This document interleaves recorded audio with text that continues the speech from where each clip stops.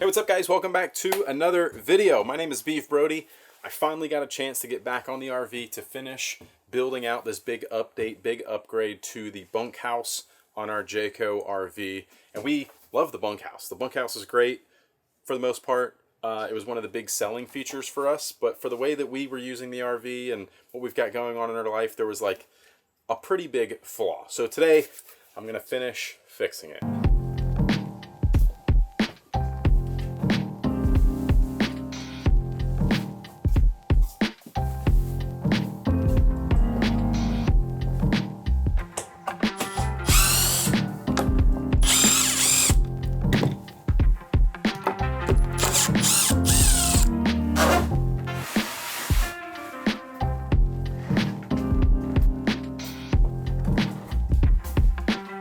It might be helpful to know exactly what my plan is, what I'm trying to accomplish, and the problem I'm trying to solve for, right? Let me give you the rundown.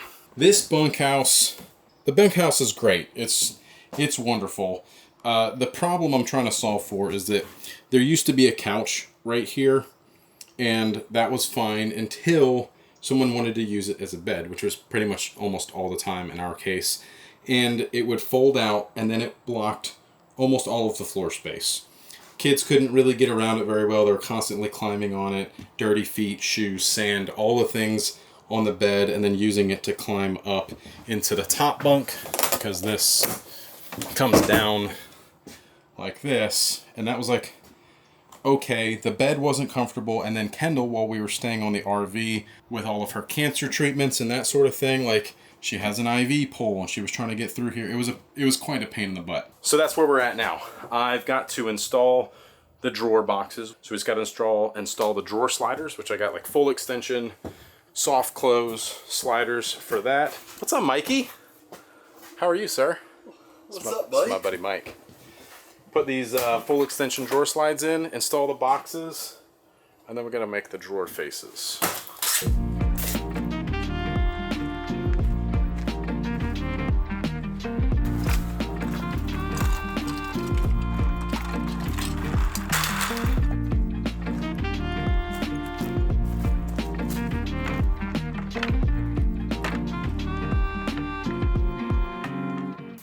How nice is this little workbench table thing? Portable. It's fantastic. Fits into that little bag, individual little pieces. You can buy as much or as little as you want as a system. It's fantastic. And then I'm gonna throw this piece of foam on here. And when I run my saw, I can cut into the foam instead of cutting into my nice workbench. 18. This doesn't have to be super perfect.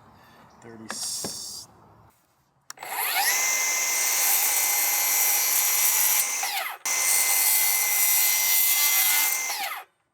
That's good.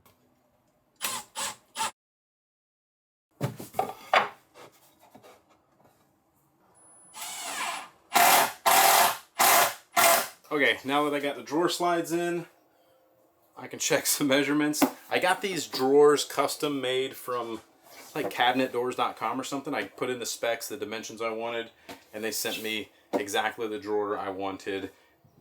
Coated, finished, like nice joinery, like super nice drawer. Way better than I could have built. So while I was building the rest of this, they were building this, and now we're gonna hope that they fit.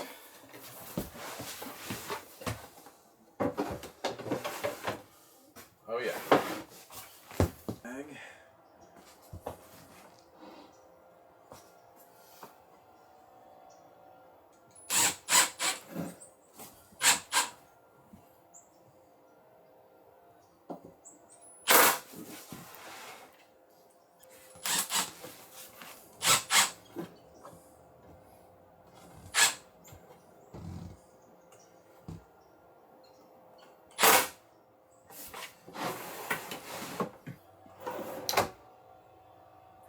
Yeah.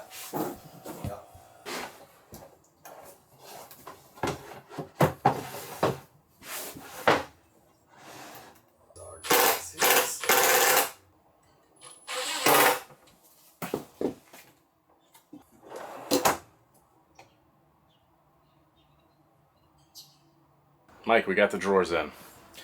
Okay, Drawers are in, all that's good. I think I have a few little tweaks and adjustments I want to make, but generally speaking, I can continue to move forward and make some tweaks later. I want to put some drawer fronts on these now and clean all this up. The thing I want to do though is like a continuous grain drawer front, so it looks like one long piece of wood. So I'm going to go rip some plywood down. I've got to make some measurements. I've got to account for the gaps in between the drawers, and then line it all up, screw them in, put the handles on them, and it should look like one nice long continuous piece of wood, and it'll look beautiful.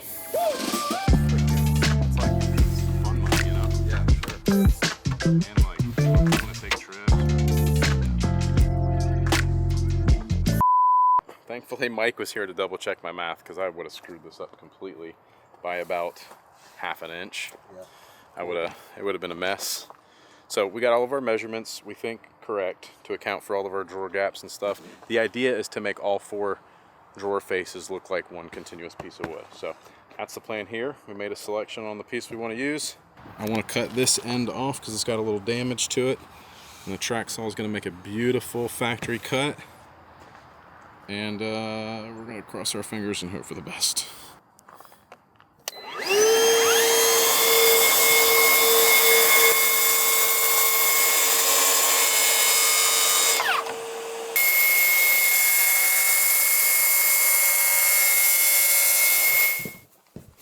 So I just ripped down some pieces of this wood to an 1/8 inch to make some even shims as spacers between all these.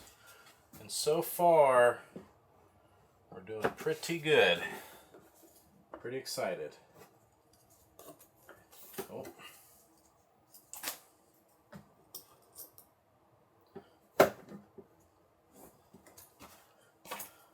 Last one.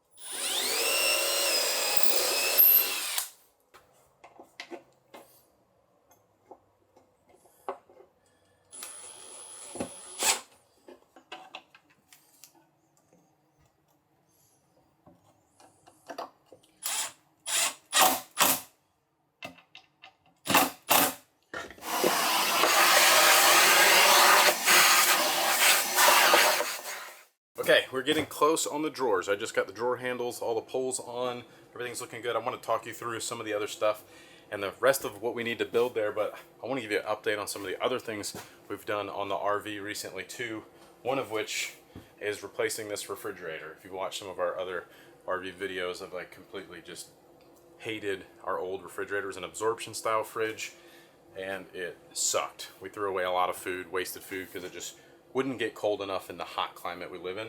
So I replaced it with this Norcold 12 volt refrigerator. It's a compressor style fridge, so we can run it off of batteries, which is I updated the whole electrical system in this recently too. I'll talk you through that as well, but there's so much more space because it's a compressor style fridge and not an absorption style, so you don't have the fins running across the back. It's deeper altogether. I managed to find one that fit like almost exactly in the same size opening that was there before, but we got a lot more space out of it now. And then the freezer down here at the bottom, very residential style refrigerator, but all the doors lock, and then they like just release from the top, so they won't open while we're driving down the road, but it stays so cold. I can run it off the batteries, no propane, no power inverters, nothing like that. So it'll keep it cold all the time, even driving down the road. Which brings me to the other big upgrade we did. I put the Victron Multi Plus 2 power inverter converter system in this thing with a bunch of other Victron components, as well as the display screen. So now the entire RV is constantly running AC and DC power. You can see that the solar panel here is going in. It's powering the inverter, and we're using some power right now to power things up.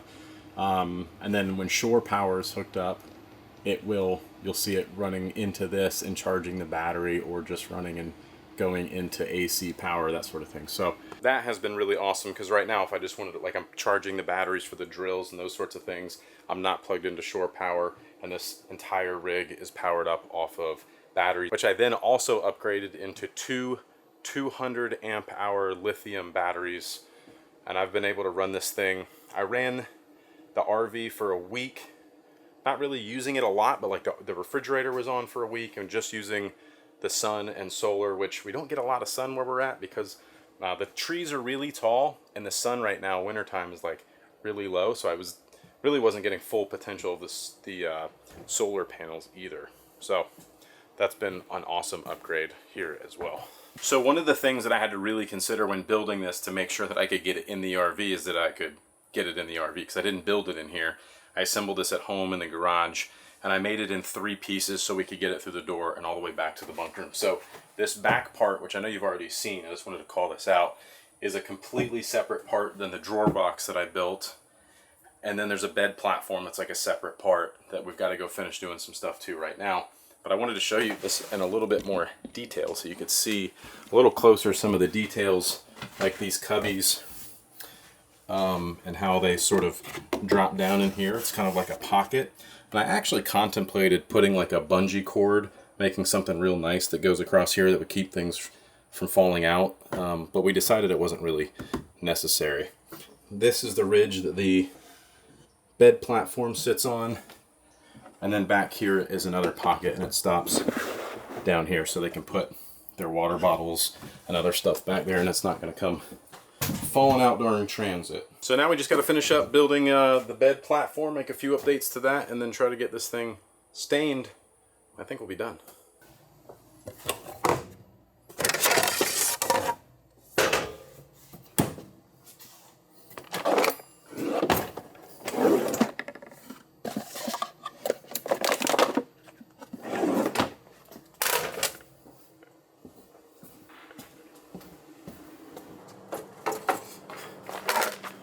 Okay, so what I'm doing with this plate, it's very important to me that I round off this corner. This is going to be very close to where the kids are walking in the room. I don't want Hannah, the little baby, or anyone else to trip and fall and blast their head on the corner of this. So I've got an idea of how big I want this radius to be, but I'm just grabbing some random stuff out of the kitchen with different size circles to help me figure out what I want here.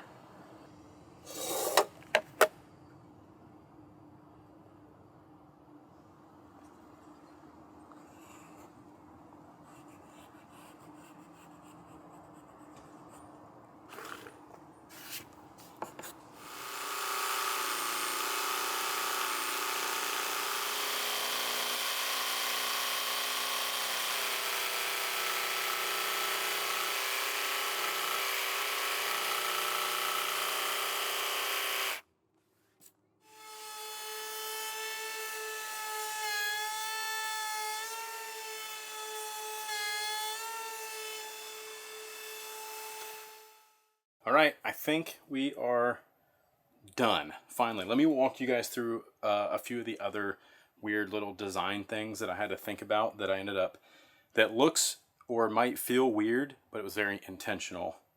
Let me explain. So the drawers being so far underneath the bed frame was very intentional.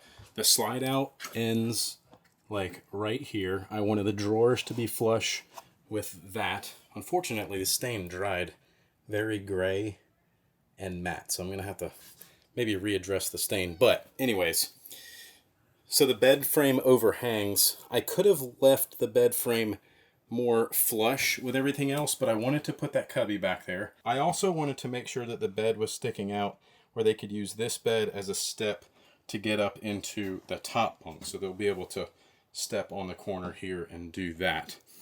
As I mentioned before, I wanted to make sure that this corner and the other corner, I made a match, but this one in particular was a very big, round, soft corner so that the kids didn't come running through here and plow into that. I did the same thing on this piece that holds the mattress. This has got a nice round over to it. I made a lot of big smooth curves there, make it nice and soft.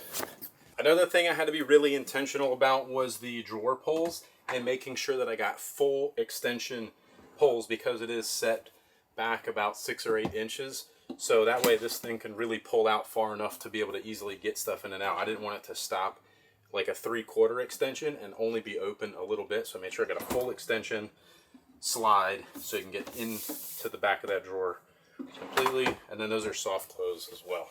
But thank you guys so much for watching. Give this video a thumbs up if you liked it. Subscribe to the channel if you aren't already. I'll see you guys in the next video. Peace.